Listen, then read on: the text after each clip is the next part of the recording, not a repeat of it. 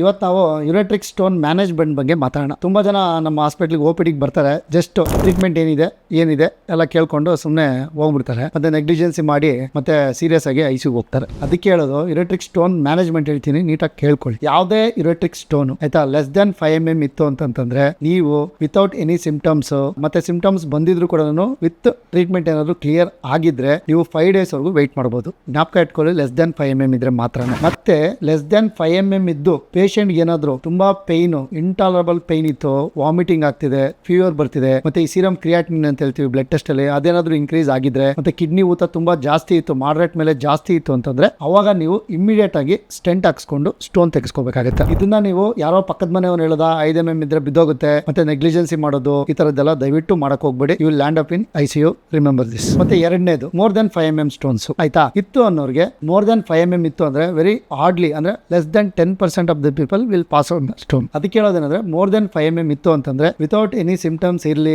Emergency ಇರ್ಲಿ, ಆದಷ್ಟು surgical treatment ಅಂದ್ರೆ ಲೇಸರ್ ಟ್ರೀಟ್ಮೆಂಟ್ ಅಂತ ಮಾಡ್ತೀವಿ. ಇನ್ಸಿಷನ್ ಹಾಕೋದಾಗ್ಲಿ ಮತ್ತೆ ಕಟ್ ಮಾಡೋದಾಗ್ಲಿ ಈ ತರದ್ದೆಲ್ಲ ಏನೂ ಇರಲ್ಲ. ಜಸ್ಟ್ ಎಂಡೋಸ್ಕೋಪಿ ಕ್ಯಾಮ್ರಾ ತಗೊಂಡೋಗಿ ಆ ಲೇಸರ್ ಅಲ್ಲಿ ಆ ಸ್ಟೋನ್ ನ ಬ್ಲಾಸ್ಟ್ ಮಾಡಿ ಟೆಂಟ್ ಹಾಕ್ತಿವಿ. ಇದನ್ನ ಯಾರೋ ಮಾತು ಕೇಳ್ಕೊಂಡು ನಂಗೆ ಯುರೆಟ್ರಲ್ ಸ್ಟೋನ್ ಇದೆ, ನಮ್ಮ ಪಕ್ಕದ ಮನೆಯವ್ರಿಗೆ ಬಿದ್ದೋಯ್ತು, ನನಗೂ ಬಿದ್ದೋಗುತ್ತೆ, ದಯವಿಟ್ಟು ಇದನ್ನ ನೀವು ನಂಬಕ್ಕೆ ಹೋಗ್ಬೇಡಿ. ಏನಕ್ಕೆ ಅಂತಂದ್ರೆ ನಿಮ್ ಬಾಡಿ ಒಂಥರ ಪರ್ಮಿಷನ್ ಆಗಿರುತ್ತೆ, ಅವ್ರ ಬಾಡಿ ಒಂಥರ ಪರ್ಮಿಷನ್ ಆಗುತ್ತೆ. ಮತ್ತೆ ಸ್ಟೋನ್ಸ್ ಸೈಜ್ ಆಗಿರ್ಬೋದು ಆಯ್ತಾ, ಪರ್ಲ್ ತರ ಸ್ಮೂತ್ ಆಗಿ ಸ್ಟೋನ್ ಇತ್ತು ಅಂತಂದ್ರೆ ಮ್ಯಾಕ್ಸಿಮಮ್ ಚಾನ್ಸಸ್ ಬೀಳೋ ತರ ಇರುತ್ತೆ. ಅದೇ ಸ್ಟೋನ್ ಏನಾದ್ರು ರಫ್ ಆಗಿತ್ತು, ಆ ಸ್ಟೋನ್ ಏನಾದ್ರು ಸ್ಪೈಕ್ಸ್ ಇತ್ತು ಅಂತಂದ್ರೆ ಡೆಫಿನೆಟ್ ಆಗಿ ಅದು 1 mm ಇದ್ರು 2 mm ಇದ್ರು ಕೂಡ ಬೀಳಲ್ಲ. ಮತ್ತೆ ಇದನ್ನೇನಾದ್ರೂ ನೀವು ಟ್ರೀಟ್ಮೆಂಟ್ ತಗೊಳ್ದೆ, ಬೇರೆಯವ್ರು ನನಗೆ ನೀರ್ ಕುಡ್ದೆ, ಬಿಯರ್ ಕುಡ್ದೆ, ಮತ್ತೆ ಯಥೇಚ್ಛವಾಗಿ ನನಗೆ ಫ್ಲಶ್ ಥೆರಪಿ ಮಾಡಿದ್ರು ಹಾಸ್ಪಿಟಲ್ ಅಲ್ಲಿ ಬಿದೋಗುತ್ತೆ ಅಂತ ಹೇಳಿದ್ರು, ದಯವಿಟ್ಟು ಅದನ್ನೆಲ್ಲ ನಂಬಕ್ಕೆ ಹೋಗ್ಬೇಡಿ. ಯಾವುದೇ ಸ್ಟೋನ್ ಇರ್ಲಿ ಡಾಕ್ಟರ್ ಹತ್ರ ಬಂದು ಕನ್ಸಲ್ಟ್ ಮಾಡ್ಕೊಂಡು ಯುರೆಟ್ರಿಕ್ ಸ್ಟೋನ್ಸ್ ನ ಟ್ರೀಟ್ಮೆಂಟ್ ತಗೊಳ್ಳಿ. Thank you so much.